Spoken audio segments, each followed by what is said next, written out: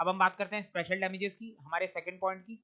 तो special damages की अगर मैं बात करूं तो apart from ordinary damages special damages can also be claimed. तो वही बात है, ऑर्डिनरी डैमेजेस के अलावा स्पेशल डैमेजेस भी कई बार क्लेम करे जा सकते हैं। Special damages are for loss which arises on account of unusual circumstances. तो स्पेशल डैमेजेस का मतलब हो गया ऐसा लॉस जो अराइज होता है अनयूजुअल सर्कमस्टांसेस में, यानी ये एक जनरल लॉस नहीं है, ये यूजुअल लॉस नहीं है। यूजुअल लॉस तो हमारा ऑर्डिनरी डैमेजेस है, ये है हमारा अनयूजुअल लॉस, स्पेशल लॉस। तो लॉस से अफेक्ट कौन होगा? लॉस से अफेक्ट होगा प्लेंटिफ। प्लेंटिफ कौन होता है? वो पार्टी जो केस फाइल करती है। जिसका नुकसान होगा वही पार्टी केस फाइल करेगी। तो नुकसान किसका होता है? एग्री पार्टी का। तो यहाँ पर प्लेंटिफ का मतलब है एग्री पार्टी। अभी इसका एग्जांपल देखेंगे तब जाके अच्छे से बात समझ में आएगी। Thus, when there are certain special or unusual circumstances present and their existence is communicated to the promisor, the non-performance of the promise entitles the promisee to recover not only the ordinary damages but also special damages that may result therefrom। तो same वही बात लिखी गई है जो section number 73 के अंदर given थी। ध्यान से देखो इसको, जब कभी भी कोई स्पेशल या अनयूजुअल सर्कमस्टांसेस प्रेजेंट होगी, यानी कोई स्पेशल या अनयूजुअल लॉस क्रिएट होगा, तो उस केस में अगर उस अनयूजुअल लॉस के बारे में पार्टीज ने पहले से कम्युनिकेशन कर रखा था, प्रॉमिसी ने अनयूजुअल लॉस के बारे में पहले से ही प्रॉमिसर को बता रखा था, जब कॉन्ट्रैक्ट हो रहा था उसी टाइम पे कम्युनिकेशन हो चुका था प्रॉमिसर और प्रॉमिसी के बीच में, तो फिर वहां पर non performance of the promise, अगर प्रॉमिसर ने परफॉर्मेंस को पूरा नहीं करा, प्रॉमिसर ने अपनी प्रॉमिस को पूरा नहीं करा, तो फिर प्रॉमिसी के पास ये राइट आ जाता है कि प्रॉमिसी सिर्फ ऑर्डिनरी डैमेजेस ही रिकवर नहीं कर सकता बल्कि स्पेशल डैमेजेस भी रिकवर कर सकता है। दोबारा सुन लो, अगर कॉन्ट्रैक्ट करते टाइम पर स्पेशल लॉस के बारे में या स्पेशल सर्कमस्टांसेस के बारे में प्रॉमिसी ने प्रॉमिसर को कम्युनिकेट कर रखा है, तो उस केस में अगर आगे चलकर promiser non performance of promise करता है, तो फिर वहां पर प्रॉमिसी के पास ये राइट आ जाएगा कि वो ऑर्डिनरी डैमेजेस और स्पेशल डैमेजेस दोनों क्लेम कर पाएगा। तो समझ में आ रही है बात? ये सेम वही बात है जो सेक्शन नंबर 73 में लिखी थी। इसको एक बार एग्जांपल से समझ लेते हैं, ज्यादा अच्छे से क्लियर हो जाएगा। पहला एग्जांपल है हमारे सामने, ये x hired the service of why a goods transporter. तो एक्स ने वाई की सर्विस को हायर करा है। वाई कौन है? वाई एक गुड्स ट्रांसपोर्टर है, यानी जो गुड्स को ट्रांसपोर्ट करता है। To deliver a machine for his factory urgently. तो यहाँ पर एक्स ने वाई को बोला है कि मेरी एक मशीन है जिसको तुम्हें फैक्ट्री में डिलीवर करना है urgently. He also informed y that his business was stop for want of the machine. X ने वाई को कॉन्ट्रैक्ट करते टाइम ही बता दिया कि इस मशीन की वजह से मेरा बिजनेस रुका हुआ है, मेरा बिजनेस स्टॉप हो रखा है, बिजनेस के अंदर मशीन की जरूरत है, तो तुम जितनी जल्दी हो सके उतनी जल्दी मशीन को लेकर फैक्ट्री पहुंचो।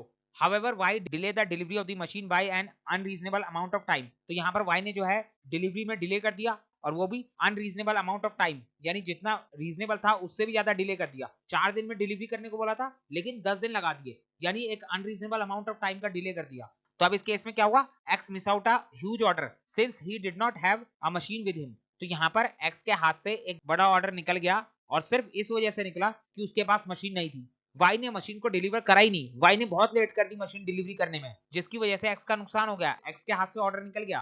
तो अब यहाँ पर in this case x can claim compensation from y. तो एक्स ने वाई के खिलाफ केस फाइल कर दिया और बोला कि वाई ने जो है अपने कॉन्ट्रैक्ट को ब्रीच करा है, तो अब वाई मुझे कंपनसेशन पे करे। अब यहाँ पर ये बताओ कि कंपनसेशन के नाम पर क्या क्या दिया जाएगा?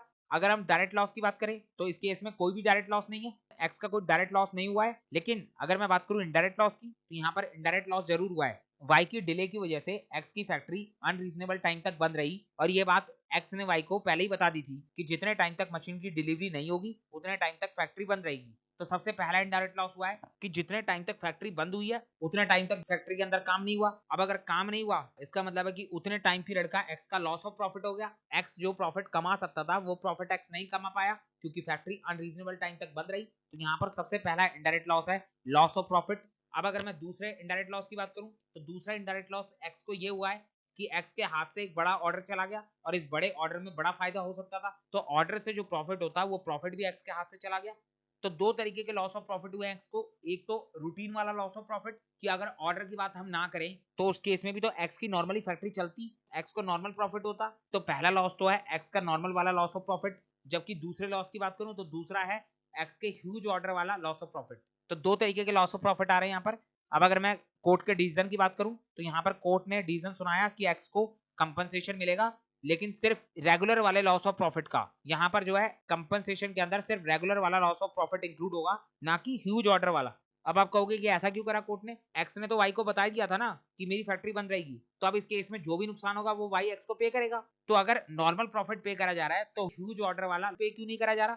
तो मैं आपको बता दूं, यहाँ पर एक्स ने वाई को सिर्फ इतना ही बोला था कि मेरी फैक्ट्री बंद रहेगी, तो वाई को तो सिर्फ इतना ही पता था कि अगर फैक्ट्री बंद रहेगी तो फैक्ट्री के अंदर रेगुलर काम रुकेगा, नॉर्मल रूटीन वाला काम रुकेगा, और इस रूटीन काम से जो प्रॉफिट होता है वो प्रॉफिट भी स्टॉप हो जाएगा। तो वाई को सिर्फ रूटीन काम वाले प्रॉफिट के बारे में पता था, ना कि इस ह्यूज ऑर्डर के बारे में पता था। इस ह्यूज ऑर्डर के बारे में एक्स ने वाई को नहीं बताया था, तो वाई तो सिर्फ यही समझेगा ना कि नॉर्मल रूटीन वाला काम बंद हुआ है, तो जो नॉर्मल रूटीन का प्रॉफिट होता है वही प्रॉफिट वाई एक्स को कंपनसेशन के तौर पे करेगा। यहाँ पर ह्यूज ऑर्डर के प्रॉफिट पे नहीं करा जाएगा। The compensation amount will include the amount of profit he could have made by running his factory during the period of delay.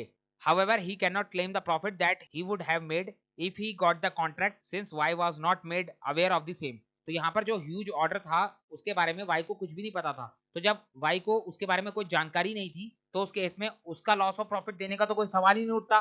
Section 73 ने साफ साफ बता दिया, जितनी बात कॉन्ट्रैक्ट करते टाइम पता होगी उतने ही इनडायरेक्ट लॉस की कंपनसेशन पे होगा। यहाँ पर वाई को सिर्फ फैक्ट्री बंद के बारे में पता था, तो फैक्ट्री बंद होने की वजह से जो रेगुलर लॉस ऑफ प्रॉफिट हुआ है वही लॉस ऑफ प्रॉफिट पे करा जाएगा। तो समझ में आ रही है बात? अब क्लियर हुआ आपको? अगर अभी भी कोई डाउट है तो कोई दिक्कत नहीं है, अगला एग्जांपल देखो, इससे सारे डाउट क्लियर हो जाएंगे। तो ये हमारा एग्जांपल है, ए एक बिल्डर है, उसने कॉन्ट्रैक्ट करा है कि वो एक हाउस इरेक्ट और फिनिश करके देगा 1 जनवरी तक। 1 जनवरी की उसने डेट दी है, जिस डेट तक वो बी का हाउस बना कर देगा। यहाँ पर ए और बी के बीच कॉन्ट्रैक्ट हुआ है, इन ऑर्डर दैट बी में give possession of it at that time to C. तो यहाँ पर बी जो है वो ए को 1 तारीख तक घर बनाने की बात क्यों कह रहा है? क्योंकि बी ने जो है सी के साथ एक अलग कॉन्ट्रैक्ट कर रखा है, जिस कॉन्ट्रैक्ट के अंदर बी जो है सी को अपना घर किराए पे देने वाला है। सी कौन है? To whom B has contracted to let it. C वो है जिसके साथ बी ने किराए का कॉन्ट्रैक्ट कर रखा है। तो यहाँ पर हमारे पास दो कॉन्ट्रैक्ट आ रहे हैं। पहला कॉन्ट्रैक्ट है ए और बी का, जिसमें ए ने प्रॉमिस करा कि मैं 1 तारीख तक बी को घर बना के दूंगा,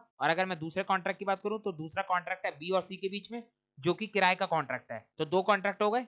तो अब यहाँ पर क्या होता है, A is informed of the contract between B and C. तो यहाँ पर बी ने जो है ए के साथ कॉन्ट्रैक्ट करते समय ही ए को इन्फॉर्म कर दिया था, ए को बता दिया था कि मेरा सी के साथ एक अलग से कॉन्ट्रैक्ट भी हो रखा है, जिसमें मैं 1 जनवरी को सी को ये घर किराए पे देने वाला हूँ। तो अब हुआ क्या, A build the house so badly that before the 1 January it's fall down. तो यहाँ पर ए ने जो है जल्दबाजी में इतने बेकार तरीके से घर बनाया कि 1 जनवरी आने से पहले पहले ही घर गिर गया। तो अब इस केस में बी का तो नुकसान हो गया, ए ने लापरवाही करी जिसकी वजह से बी का लॉस हो गया। तो यहाँ पर अब बी को इस घर को दोबारा बनवाना पड़ेगा, बी को रीबिल्ड करना पड़ेगा इस घर को, तो बी को दोबारा पैसे पे करने पड़ेंगे किसी और कॉन्ट्रैक्टर को, जिससे वो इस घर को दोबारा बनवा सके। तो अब इस केस में अभी तक क्या क्या हो गया, ध्यान से देखो। सबसे पहली बात तो ए और बी के बीच जो कॉन्ट्रैक्ट हुआ था वो कॉन्ट्रैक्ट टूट जाएगा। यहाँ पर ए ने बी को बोला था कि मैं तुम्हें 1 जनवरी तक घर बना के दूंगा, तो घर बनाना तो छोड़ो, ए ने जो घर बनाया था वो भी टूट गया। तो अब इस केस में ए ने कॉन्ट्रैक्ट को ब्रीच कर दिया, ए ने अपना प्रॉमिस तोड़ दिया, तो यहाँ पर ए और बी के बीच का कॉन्ट्रैक्ट ब्रीच हो गया। तो पहला कॉन्ट्रैक्ट तो खत्म। अब अगर मैं दूसरे कॉन्ट्रैक्ट की बात करूं, बी और सी के कॉन्ट्रैक्ट की, तो बी ने बोला था कि मैं सी को अपना घर किराए पे दूंगा, लेकिन अब यहाँ पर तो बी के पास कोई घर ही नहीं है, घर तो गिर गया, तो बी सी को किराए पे क्या देगा? तो यहाँ पर घर गिरने की वजह से क्या हुआ, who in consequences loses the rent of ₹80,000। तो घर गिरने की वजह से बी को जो रेंट मिलने वाला था, सी जो है बी को 80,000 रुपए पर मंथ का रेंट देने वाला था, जो रेंट अब बी को नहीं मिलेगा। तो यहाँ पर बी का 80,000 के रेंट का लॉस हो गया। और सिर्फ इतना ही नहीं हुआ, साथ के साथ सी ने बी के ऊपर ब्रीच ऑफ कॉन्ट्रैक्ट का केस फाइल कर दिया। सी जो है यहाँ पर बी से 50,000 के कंपनसेशन की भी डिमांड कर रहा है। तो ये तो पहला नुकसान हो गया सी का 50,000 का। अब अगर मैं दूसरे नुकसान की बात करूं, तो दूसरा नुकसान है कि बी को जो है इस घर को दोबारा बनाना पड़ेगा, रीबिल्ड का खर्चा आएगा, तो ये रीबिल्ड का खर्चा बी का दूसरा नुकसान हो गया। अब अगर मैं बी के तीसरे लॉस की बात करूं, तो यहाँ पर अगर घर तैयार हो जाता तो उस केस में बी को 80,000 रुपए का रेंट मिल जाता, तो ये 80,000 रुपए का रेंट बी के लिए लॉस ऑफ रेंट है, ये बी का तीसरा लॉस है। तो ए के कॉन्ट्रैक्ट ब्रीच करने की वजह से बी को यहाँ पर 3-3 लॉस हुए हैं। तो अब बी जो है इन तीनों लॉस को लेकर कोर्ट में चला गया और ए के खिलाफ केस फाइल कर दिया। बी ने बोला कि इन तीनों लॉस का जिम्मेदार ए है, तो ए मुझे इसका कंपनसेशन पे करेगा। तो यहाँ पर कोर्ट ने सारे मामले को देखा और देखने के बाद जजमेंट क्या सुनाया। कोर्ट ने सबसे पहले देखा कि कौन सा लॉस डायरेक्ट है और कौन सा लॉस इनडायरेक्ट है। तो अगर सबसे पहले हम डायरेक्ट और इनडायरेक्ट लॉस को अलग अलग करें तो कैसे अलग अलग होगा, तो सबसे पहले ए और बी के कॉन्ट्रैक्ट को देखते हैं। तो ए और बी के कॉन्ट्रैक्ट के अंदर ए ने अपने प्रॉमिस को तोड़ा है, जिसकी वजह से बी का रीबिल्ड का खर्चा लग रहा है। तो घर के रीबिल्ड का खर्चा बी के लिए डायरेक्ट लॉस है, ये रीबिल्ड का लॉस डायरेक्टली रिलेटेड है ए और बी के कॉन्ट्रैक्ट से, तो ये रीबिल्ड का खर्चा तो डायरेक्ट लॉस है। अब अगर मैं दूसरे खर्चे की बात करूं, तो दूसरा लॉस है हमारा लॉस ऑफ रेंट, जो कि 80,000 रुपए है। तो अगर एक घर बना के दे देता तो उस केस में बी को 80,000 रुपए का रेंट सी से मिल जाता। तो ये लॉस ऑफ रेंट हमारा इनडायरेक्ट लॉस है। आपको देखते ही समझ में आ रहा होगा कि ये जो रेंट का लॉस है ये ए और बी के कॉन्ट्रैक्ट का कॉन्सिक्वेंसेस नहीं है। ए और बी का कॉन्ट्रैक्ट टूटा है तो उसकी वजह से बी के रीबिल्ड का खर्चा लगा है, लेकिन ये जो लॉस ऑफ रेंट है ये लॉस हुआ है बी और सी के कॉन्ट्रैक्ट टूटने की वजह से, क्योंकि ये जो बी और सी का कॉन्ट्रैक्ट था ये डिपेंड कर रहा था ए और बी के कॉन्ट्रैक्ट के ऊपर, इसीलिए ए और बी के कॉन्ट्रैक्ट टूटते ही बी और सी का कॉन्ट्रैक्ट भी टूट गया। तो यहाँ पर लॉस ऑफ रेंट हमारा बी और सी के कॉन्ट्रैक्ट का कॉन्सिक्वेंसेस है, यानी इसको हम ए और बी के कॉन्ट्रैक्ट का कॉन्सिक्वेंसेस नहीं बोल सकते, हाँ लेकिन इसको हम ए और बी के कॉन्ट्रैक्ट का कॉन्सिक्वेंसेस जरूर बोल सकते हैं। और मैंने आपको बताया हुआ है कि कॉन्सिक्वेंसेस का मतलब होता है इनडायरेक्ट लॉस। तो यहाँ पर ये ए और बी के कॉन्ट्रैक्ट के लिए इनडायरेक्ट लॉस है। तो समझ में आ गई बात। तो लॉस ऑफ रेंट हमारा इनडायरेक्ट लॉस है। अब अगर मैं तीसरे लॉस की बात करूं तो तीसरा लॉस है हमारा कंपनसेशन। सी ने कॉन्ट्रैक्ट टूटने पर बी से 50,000 का कंपनसेशन मांगा, तो अब ये कंपनसेशन भी हमारा इनडायरेक्ट लॉस है। आपको समझ में आ रहा होगा ए और बी के कॉन्ट्रैक्ट का इस कंपनसेशन से कोई डायरेक्टली लेना देना नहीं है, तो ये कंपनसेशन ए और बी के कॉन्ट्रैक्ट का इनडायरेक्ट कॉन्सिक्वेंसेस है, यानी कॉन्सिक्वेंसेस का कॉन्सिक्वेंसेस है। तो यहाँ पर ये 50,000 का कंपनसेशन भी हमारा इनडायरेक्ट लॉस कहलाएगा। तो हमारे पास दो इनडायरेक्ट लॉस हो गए, पहला लॉस ऑफ रेंट और दूसरा 50,000 का कंपनसेशन, और एक हमारे पास डायरेक्ट लॉस है जो कि है रीबिल्ड की कॉस्ट। तो समझ में आ रही है बात। एक बात का ध्यान रखना, ये डायरेक्ट और इनडायरेक्ट हम किसके कॉन्ट्रैक्ट के ऊपर तय कर रहे हैं, ए और बी के कॉन्ट्रैक्ट के ऊपर, क्योंकि फाइनली कंपनसेशन तो ए ने पे करना है, तो ए तो अपने और बी के कॉन्ट्रैक्ट को ही देखेगा ना, और उसके हिसाब से ही कंपनसेशन पे करेगा। तो यहाँ पर ए कह रहा है कि डायरेक्ट लॉस की पेमेंट तो मैं कर दूंगा, लेकिन क्या मुझे इनडायरेक्ट लॉस की पेमेंट भी करनी पड़ेगी।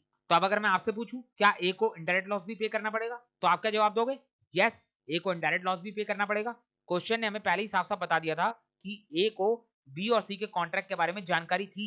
ए को पहले ही मालूम था कि बी ने सी के साथ किराए का कॉन्ट्रैक्ट कर रखा है। तो इस केस में हमारा सेक्शन नंबर 73 अप्लाई होगा, जो हमें कहता है कि अगर इनडायरेक्ट लॉस के बारे में पार्टीज को पहले से पता था तो उस केस में आपको इनडायरेक्ट लॉस का डैमेजेस भी मिल जाएगा। इनडायरेक्ट लॉस के डैमेजेस का मतलब क्या होता है, स्पेशल डैमेजेस। तो यहाँ पर ए जो है बी को कंपनसेशन पे करेगा, और कंपनसेशन के अंदर क्या क्या इंक्लूड होगा। सबसे पहले आ गया हमारा cost of rebuilding of the house, दूसरा है हमारा रेंट लॉस्ट, और तीसरा है हमारा कंपनसेशन मेड टू सी। जो कंपनसेशन बी ने सी को दिया था वो भी इसके अंदर इंक्लूड होगा। तो समझ में आ गई बात। तो ये हमारा स्पेशल डैमेजेस भी हो गया।